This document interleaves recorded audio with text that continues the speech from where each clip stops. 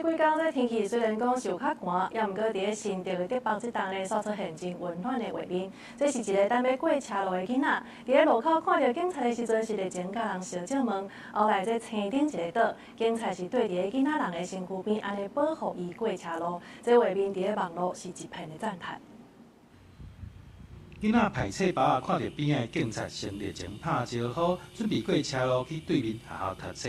警察看到伊一个人要过青红灯，加上体型较细粒子，就惊发生危险，对着囡仔的边仔做伙通过这个路口。大心的画面，互民众拢感觉真甘心。很贴心啊。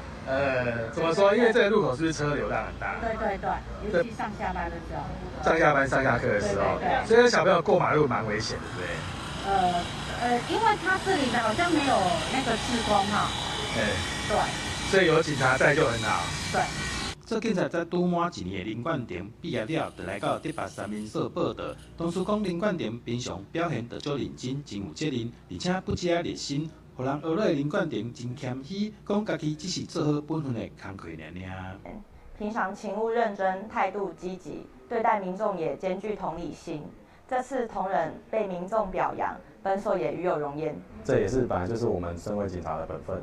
那加上他小孩年纪比较小，身高也比较小只，那我怕车子也看不到他，所以我有陪着他一起过马路。